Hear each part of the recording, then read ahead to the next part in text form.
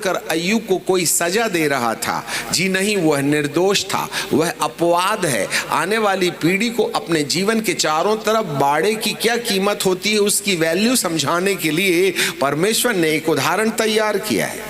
यदि आप आखिरी अध्याय में देखें तो जो कुछ भी अय्यूब का था उसको 2 का गुणा करके उसे वापस लौटा दिया। सब कुछ ले लिया परंतु पत्नी छोड़ दिया, वो भी चली जाती।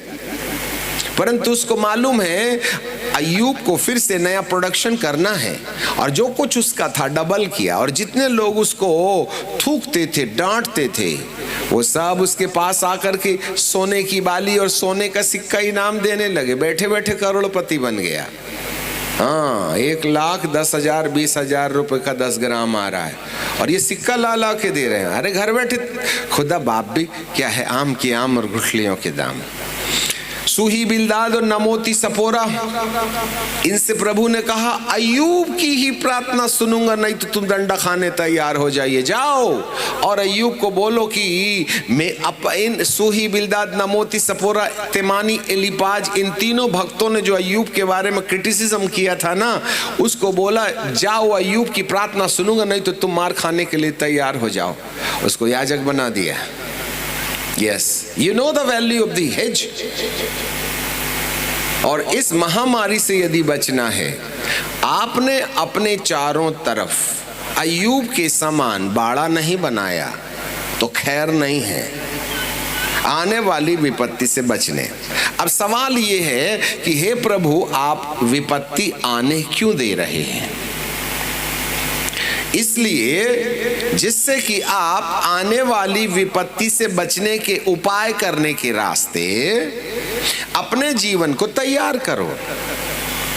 और इस तैयारी के आधार पर ये डबल गेम है। जैसे सिक्के के 2 पहलू होते हैं ना, वैसे ही प्रभु यीशु के चेले कर तीसरे आसमान के निचले हिस्से में, जहां पैराडाइज है, इब्राहिम की गोद है, जहां संत लोगों को विश्राम दिया जाता है, वो वास्तव में स्वर्ग नहीं है, परंतु स्वर्ग के नीचे धर्मी लोगों के विश्राम की जगह है, जहां एलिया बाबा, मूसा बाबा, दिनकरन, टीवी यहोशुआ, बड़े बड़े परमेश्वर के दास वहां विश्राम करके इस धरती के लिए प्रार्थना करते हैं।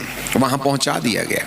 वहां बाबा एलिया और मूसा आते हैं। अब आपके सामने एलिया, मूसा और इन सब आत्मिक संतों के साथ इनकाउंटर एक कहानी जैसा लगेगा, परंतु ये बहुत ऊंची बात है। जब 4-6 घंटे 8 घंटे परमेश्वर के चरणों में ध्यान में बैठिएगा, तभी ना आत्मिक संसार से इनकाउंटर हुआ।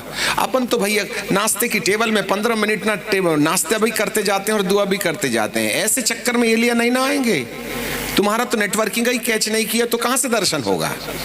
ये चुनौती है याजकों के लिए भी और सेवकों के लिए भी और युवाओं के लिए भी। याद रखिएगा, 4 आवर्स फ्री, 5 आवर्स, 2.5 घंटे में तो दिमाग के अंदर में होने वाली हलचल ठीक होती है। इसलिए 2 घंटा 45 मिनट प्रभु ने मांगा है।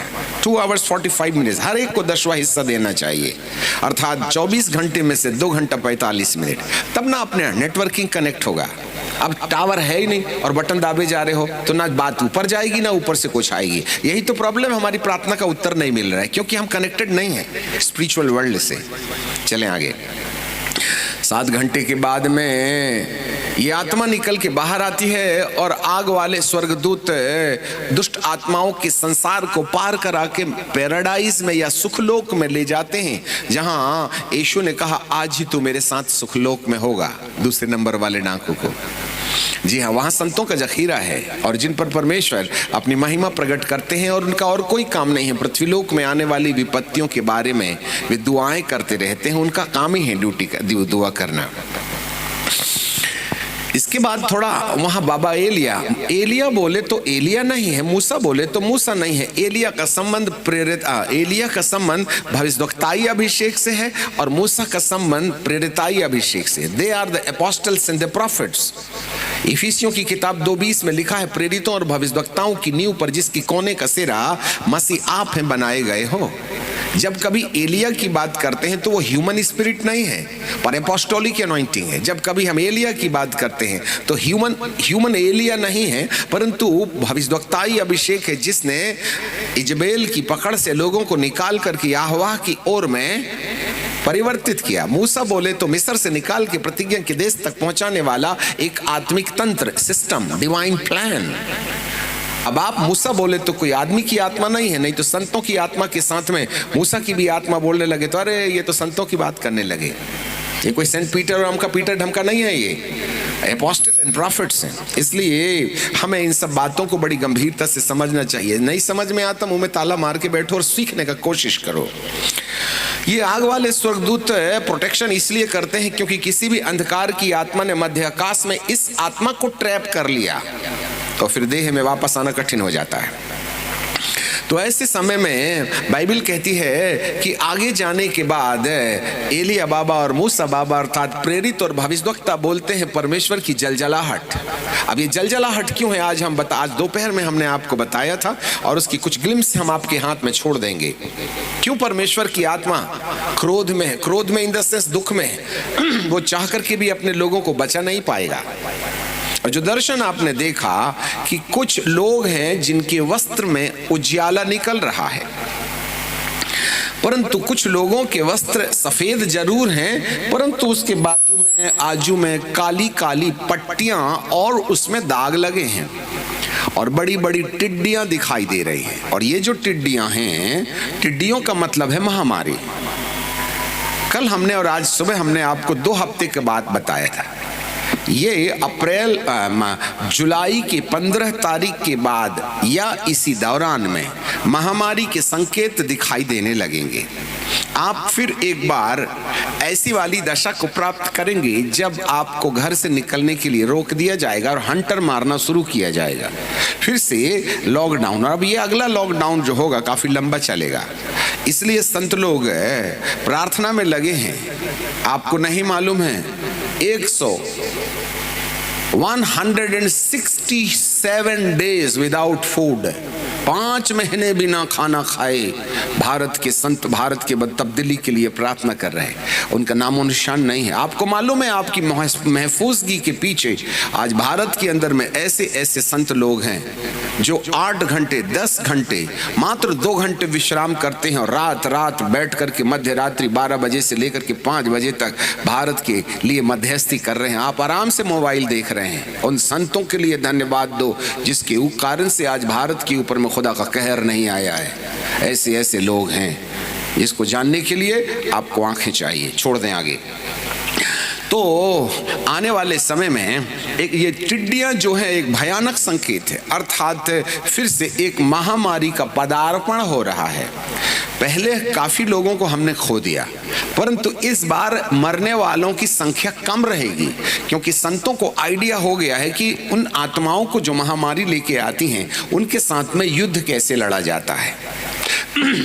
इसलिए डेथ रेट कम होगी परंतु महामारी से ग्रसित जरूर होंगे क्योंकि दुष्ट की युक्तियों के सामने खड़े रहने के लिए इस महामारी के आने से पहले परमेश्वर के बहुत से भक्त लोग जाग उठे हैं और वे आत्मिक युद्ध लड़ रहे हैं। इसलिए मौत को थोड़ा सा इनकार जरूर किया जा सकता है परंतु महामारी को आने से रोका नहीं जा सकता है। और इसीलिए जो पद का चुनाव किया कि इसलिए जागते रहो कि तुम सब आने वाली विपत्ति घटनाओं से बचने। आने वाली घटना, यहाँ एलिया बाबा और मूसा बाबा रो रहे हैं और कह रहे हैं परमेश्वर की जलजलाहट। अब एक बात याद रखना, परमेश्वर जलजलाता नहीं है, वो तो शांति का राजकुमार है परंतु उसकी एक नियमावली है, वो ये है जैसे को तैसा। यदि कोई उसकी सलाह मानेगा तो उसको विश्राम मिलेगा, यदि कोई उसकी सलाह को नहीं मानेगा तो वह उनको उनके हाल में छोड़ देगा। फिर दुष्ट आत्माएं हमारे साथ जो दुर्व्यवहार करेंगी उसकी जवाबदारी प्रभु नहीं लेगा क्योंकि हमने उसकी सलाह नहीं मानी है। इसलिए हमें उसकी सलाह मानने की आवश्यकता है और यदि आप उसकी सलाह मानिएगा तो प्रभु आपकी रक्षा की जवाबदारी लेगा। और यदि आप उसकी सलाह ना माने, बीते दिनों में जब कोरोना महामारी आई तब बहुत से लोगों ने हमको यूट्यूब में प्रश्न किया कि ये जो महामारी है उसको परमेश्वर ने भेजा है कि शैतान ने भेजा है। हमारे लिए बड़ी जटिल समस्या थी परंतु परमेश्वर ने हमारी मदद की। आपको मालूम है ना तो परमेश्वर ने महामारी भेजा है और ना दुष्ट ला सकता है, तो फिर मौत क्यों हुई? परमेश्वर कभी किसी को मारता नहीं। यूहन्ना 10:10 में बाइबल कहती है चोर चोरी करने, घात करने और नाश करने के लिए आता है, पर मैं इसलिए आता हूं कि तुम जीवन पाओ और बहुतायत का जीवन पाओ। जीवन और बहुतायत का जीवन। एक सोते से मीठा और खारा दोनों पानी नहीं निकलते हैं, एक ही सोते से गर्म और ठंडा पानी नहीं निकलता। आशीष देने वाला परमेश्वर आशीष देता है। उसकी जलजलाहट का मतलब ये नहीं है कि वो तुम्हें बीमार करता है, परंतु वो हमारे हाल में छोड़ देता है। तो उत्तर ये था, ना तो परमेश्वर ने महामारी भेजा है और ना शैतान ला सकता है, परंतु ये हमारा कमाया हुआ धन है। बस यदि हम कमाएंगे तो पाएंगे, जो बोओगे वो काटोगे, इसमें परमेश्वर का कोई हाथ नहीं है। गुजरात के, दक्षिण गुजरात के सोनगढ़ जिले में 64% पास्टर्स 2021 की महामारी में धरती छोड़ के धरती को रवानगी ले ली।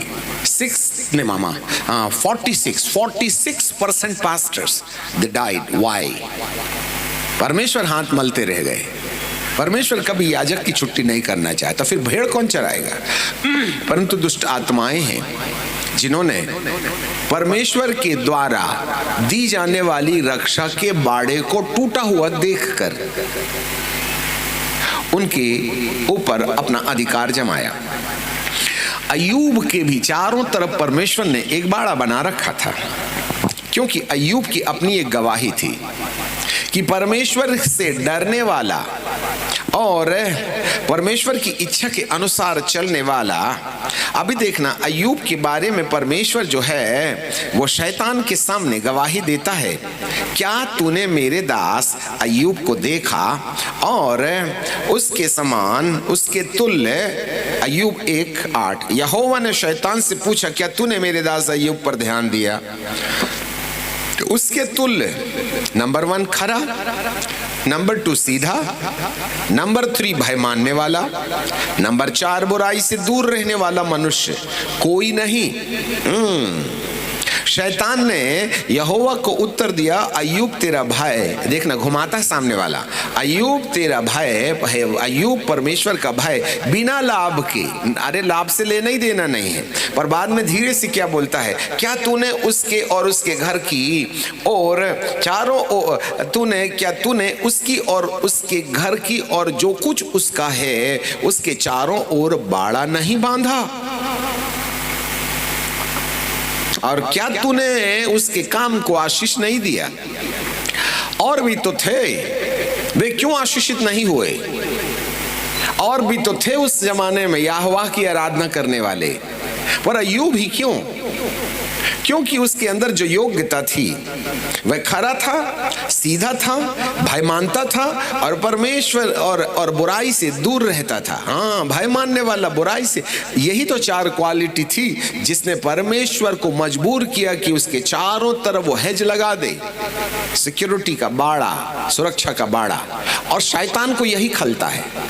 और जब वो अय्यूब को नुकसान पहुंचाना चाहता था तो उसका जो बाड़ा था, वो बाड़ा शैतान को उसकी वस्तुओं को छूने नहीं देता था। There was the hedge provided by God। और आपको मालूम होवे, पर परमेश्वर ने शैतान के कहे अनुसार थोड़े समय के लिए उस बाड़े को हटा लिया। और एक ही दिन में क्या हुआ था अय्यूब का, वो सब कुछ आप जानते हैं, पढ़ के सुना करके हम अपना समय खर्च नहीं कर सकते। इसका मतलब ये नहीं है कि परमेश्वर हेज को हटा करके या उसके बाड़े को तोड़कर अय्यूब को कोई सजा दे रहा था। जी नहीं, वह निर्दोष था, वह अपवाद है। आने वाली पीढ़ी को अपने जीवन के चारों तरफ बाड़े की क्या कीमत होती है उसकी वैल्यू समझाने के लिए परमेश्वर ने एक उदाहरण तैयार किया है। यदि आप आखिरी अध्याय में देखें तो जो कुछ भी अय्यूब का था उसको 2 का गुणा करके उसे वापस लौटा दिया। सब कुछ ले लिया परंतु पत्नी छोड़ दिया, वो भी चली जाती, परंतु उसको मालूम है अय्यूब को फिर से नया प्रोडक्शन करना है। और जो कुछ उसका था डबल किया। और जितने लोग उसको थूकते थे, डांटते थे, वो सब उसके पास आकर के सोने की बाली और सोने का सिक्का इनाम देने लगे। बैठे बैठे करोड़पति बन गया। हाँ, 1,10,000 20,000 रुपए का 10 ग्राम आ रहा है और ये सिक्का ला ला के दे रहे हैं। अरे घर बैठे खुदा बाप भी क्या है, आम के आम और गुठलियों के दाम। सूही बिल्दाद और नमोती सपोरा, इनसे प्रभु ने कहा अय्यूब की ही प्रार्थना सुनूंगा, नहीं तो तुम डंडा खाने तैयार हो जाइए। जाओ और अय्यूब को बोलो कि मैं इन सूही बिल्दाद नमोती सपोरा तेमानी एलिपाज, इन तीनों भक्तों ने जो अय्यूब के बारे में क्रिटिसिज्म किया था ना, उसको बोला जाओ अय्यूब की प्रार्थना सुनूंगा, नहीं तो तुम मार खाने के लिए तैयार हो जाओ। उसको याजक बना दिया। Yes, you know the value of the hedge. और इस महामारी से यदि बचना है, आपने अपने चारों तरफ अय्यूब के समान बाड़ा नहीं बनाया तो खैर नहीं है आने वाली विपत्ति से बचने। अब सवाल यह है कि हे प्रभु, आप विपत्ति आने क्यों दे रहे हैं? इसलिए जिससे कि आप आने वाली विपत्ति से बचने के उपाय करने के रास्ते अपने जीवन को तैयार करो। और इस तैयारी के आधार पर ये डबल गेम है। जैसे सिक्के के दो पहलू होते हैं ना, वैसे ही प्रभु यीशु के चेलों ने भी तो दो प्रश्न पूछा था, तेरे आने का और जगत के अंत का क्या चिन्ह होगा? तो दो प्रश्नों का उत्तर दो देना चाहिए था ना, परंतु प्रभु ने एक ही उत्तर दिया, सावधान कोई तुम्हें भरमाने ना पाए, बहुत से लोग मेरे नाम से आके कहेंगे कि मैं मसीहा हूं। जी हाँ, यहाँ पर आने वाली विपत्ति से बचने और मनुष्य के पुत्र के सामने खड़े रहने के लिए एक ही तैयारी है। जो आने वाली विपत्ति से बच जाएगा वही मेरे परमेश्वर के पुत्र यीशु के सामने खड़े रहने के योग्य होगा। इसलिए हमको आने वाली विपत्ति से बचना है। उसका क्या उपाय होगा? आज हम बड़ी गंभीरता से संपूर्ण नए नियम और पुराने नियम से आपके लिए कुछ ऐसी बातें कह दिया चाहते हैं जो हमारी आंखों से ओझल है। अब जरा यदि मैं आपके लिए जकरिया, अब देखो हम सिस्टमेटिक नहीं है, जहां आत्मा ले जाएगा वहीं चलेंगे। जकरिया की किताब और उसका 13वां अध्याय पेन पेंसिल में लिखते चले जाए, अंधेरे में नहीं पढ़ते बनेगा, टेंशन मत लीजिएगा, पर नाम लिख लीजिएगा किताब का और पद का। जकरिया की किताब और उसका 13वां अध्याय और उसका 7 पद मैं जल्दी जल्दी पढ़ूंगा क्योंकि समय कम है और बात बहुत करनी है। सेनाओं का यहोवा की यह वाणी है, हे तलवार मेरे ठहराए हुए चरवाहे के विरुद्ध है और जो पुरुष मेरा स्वजाति है उसके विरुद्ध चल। अब यह अच्छा संकेत नहीं है। तू उस चरवाहे को काट, तब भेड़ बकरियां तितर बितर हो जाएंगी और बच्चों पर भी मैं अपनी हाथ बढ़ाऊंगा। यहोवा की यह वाणी है, इस देश के सारे निवासियों में से 2/3 मार डाली जाएगी। हे प्रभु, जकरिया इतना खतरनाक भविष्यवाणी क्यों कर रहा है? ये बहुत लंबा समय लगेगा इसको समझने के लिए, पर हम जल्दी चलते। यहोवा की यह वाणी है, इस देश के निवासियों की 2/3 मार डाली जाएगी। क्यों मार डाली जाएगी? और 2/3 मार डाली जाएगी और बची हुई 1/3 उसमें बनी रहेगी। 2/3 people are going to be destroyed and 1/3 is going to be rest of the people। ये जो बचे हुए लोग हैं, 9वें पद में लिखा है 1/3 को मैं आग में डालूंगा। वाह जरा देखिएगा, 1/3 को मैं आग में डालूंगा और ऐसा निर्मल करूंगा जैसा रूपा निर्मल किया जाता है और ऐसे जांचूंगा जैसे सोना जांचा जाता है। और वे मुझसे प्रार्थना किया करेंगे, सब नहीं, 1/3 में से जिन लोगों को मैं आग में तपा करके निर्मल करूंगा और रुपये के समान जांचूंगा, केवल वही लोग जब प्रार्थना करेंगे तब मैं उनकी सुनूंगा और केवल उन्हीं लोगों के विषय में मैं कहूंगा कि ये मेरी प्रजा है। 2/3 तो निपट गए, धरती को प्यारे हो गए, बचे 1/3 और 1/3 बचे हुए लोगों को वह आग में सेकेगा। अब मुझे समझ में नहीं आता, आप में आग में सीखना चाहते हो नहीं और कहते हैं वो मेरा प्रभु और मैं उसकी प्रजा हूं। आज तो बीड़ी मसी, दारू मसी, लंद मसी, फंद मसी, लड़की मसी, व्यभिचारी मसी, मोबाइल मसी, पोर्नोलॉजी मसी, सब तो अंदर बैठे हैं महापापी। आज जवानों को देखो, कोई कोरा बचा क्या? मैं याजकों से पूछता हूं, आपने कितने कुंवारे लड़के और लड़कियों को शादी दी थी जिनका सेक्स कांटेक्ट नहीं हुआ? तुम्हारे पास तो वचन ही नहीं है जवानों को डांटने का, नहीं तो चंदा बंद नहीं हो जाएगा क्या? प्रॉब्लम यही तो है, जिगर चाहिए, जिगर पाप को बताने के लिए। और यही तो समझौतापूर्ण जिंदगी से आज कलीसिया ना बिल्कुल चारों तरफ से कहीं से भी शुद्ध दिखाई नहीं दे रही। हालात खराब है। 5 साल से हमारा बच्चा जो है पोर्नोलॉजी देख रहा है, 14 साल से बच्चे व्यभिचार में गिरे हुए हैं। भाई इनको आग से सेकना पड़ेगा ना, संपूर्ण गंदगी तो अंदर है। ऐसी दशा के अंदर में प्रभु ऊपर ले जा, पता चला ये लंदफंद करने वाला स्वर्गदूत बन के ऊपर गया, तो वहां जाकर के भी लड़की स्वर्गदूत को लाइन मार रहा है। तो प्रभु कहता यार तो धरती में अच्छा था, यहां भी लाइन मार रहा है, मेरे स्वर्ग को गंदा दिया। एक तो बड़ी मुश्किल से मैंने स्वर्ग को साफ किया और इन पापियों को ले जाके मैं फिर से मैला करूंगा क्या? इसलिए बाइबल कहती है कि वो 1/3 को आग में सेकेगा। 1/3 या नंबर याद रख लीजिएगा। आज भविष्यवाणी है, आप लापरवाह मत रहिए, कहीं हंसी की खसी ना हो जाए। यहां पर मैं निर्मल करूंगा, निर्मल जैसे रुपया निर्मल किया जाता है और जैसे सोना जांचा जाता है, और जांचने के लिए आग। यूहन्ना बपतिस्मा देने वाले ने यीशु मसीह का परिचय ये थोड़ी कहा था कि वो आके भविष्यवाणी करेगा और तुम्हारा घर बसा देगा और तुम्हारा भूत निकाल देगा और तुमको अमेरिका का वीसा दे देगा और जिसकी शादी नहीं होती है उसकी करा देगा और जिसके बच्चे नहीं होते उसको बच्चा दे देगा और तुम्हारे बैंक में 50,000 रुपए बढ़ा देगा। ऐसे लिखा है कहीं पर? पता नहीं हमारी प्रार्थना से कहां कहां से लोगों के बैंक में पैसा आ जाता है। अब एक बात बताइए, आपकी बाइबल के अंदर में 500 नोट, 500 का एक नोट आएगा, तो कहां से आया होगा? कौन से बैंक में छपा होगा? यदि स्वर्ग से छप के आया होगा तो इंडिया का नंबर कहां से आएगा उसमें? तो बाइबल के अंदर यदि किसी के बैंक में 10,000 बढ़ गया है तो वो 10,000 कहीं से ना कहीं से आया होगा ना, और किसी ना किसी का होगा ना, और किसी न किसी ने ना कमाया होगा ना, तभी ना उसके बैंक से तुम्हारे बैंक में आ गया। तो क्या मेरा प्रभु अलाउद्दीन का चिराग है क्या दूसरे का पैसा तुम्हारे बैंक में डाल देवे? हमें समझ में नहीं आता ये बैंक में पैसा कहां से आ जाता है। क्यों जादूगर है मेरा यीशु? वो धन नहीं देता, धन कमाने की शक्ति देता है। तुम कमाओ और खाओ, ऐसा थोड़ी हे प्रभु मेरे बैंक में पैसा ला दे। बहुत से लोग पैसा भी बढ़ा रहे हैं, मिरेकल मनी। अरे काय का मिरेकल मनी? कल दारू पिएगा तू, खबरदार, ये मिरेकल मनी मेरे परमेश्वर की ओर से नहीं है। मेरा परमेश्वर किसी दूसरे के बैंक में डांका डाल के तुम्हारे बैंक में बढ़ा देवे, उसको तो डांकू बोलो। मुझे नहीं समझ में आता कौन सी अनॉइंटिंग है, तीसरे आसमान से आई है कि दूसरे आसमान से। मेरा बाप अलाउद्दीन का चिराग नहीं है, वह धन कमाने की शक्ति देता है। इसलिए झूठी शिक्षाओं से सावधान।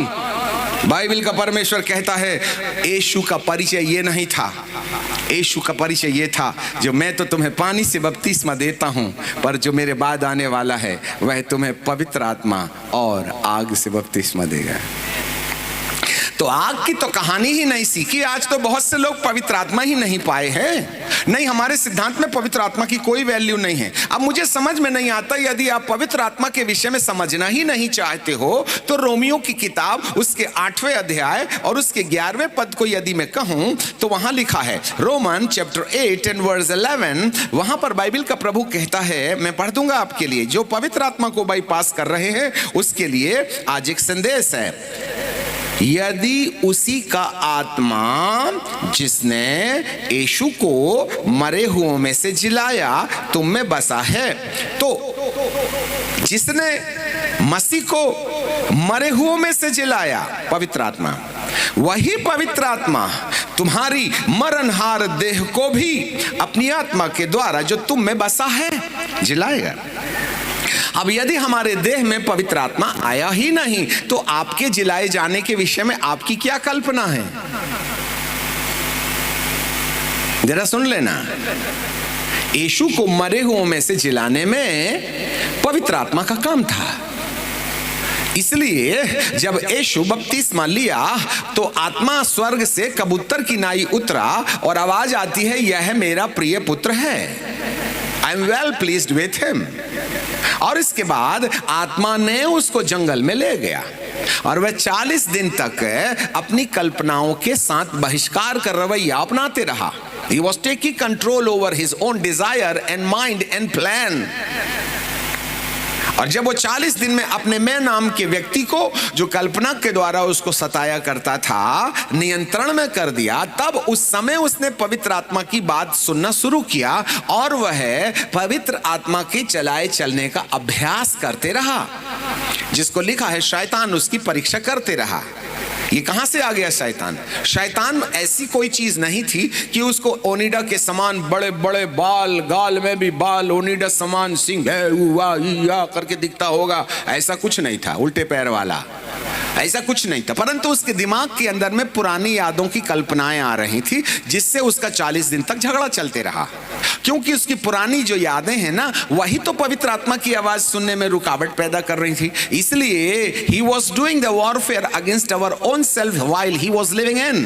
उसके अंदर में रहने वाले व्यक्तित्व के साथ वह लड़ाई लड़ रहा था, याद रखिएगा। और वो लड़ाई खुद से थी, वही शैतान है। हमारी कल्पनाएं, आप ही देखो ना, दुआ करने जाते, पिता परमेश्वर तेरा धन्यवाद धन्यवाद, हाँ पिता परमेश्वर हम आपके पास आते हैं पिताजी, ओ आपकी स्तुति करते हैं, तारीफ करते हैं, गर्दन का मच्छर भी मारते हैं तुम, धन्यवाद करते पिता परमेश्वर, जय जयकार, हालेलुया हालेलुया हालेलुया, प्रभु आपकी स्तुति हो स्तुति हो स्तुति हो, तारीफ हो, हालेलुया। अरे जुआ मार रहे हो, तारीफ कर रहे हो, हद हो गई। तुम्हें दुआ में गैस दिखती है, दूध रखा है, 10:30 बज गए हैं। सबसे बड़ा शैतान तो हमारे माथे में है ना, यही तो हमारी कल्पनाएं हैं, जिसको दूसरा कुरिन्थियों की किताब 10वें अध्याय उसके 5वें पद में लिखा है कि हम अपनी कल्पनाओं को और ऊंची बात का खंडन करते हैं।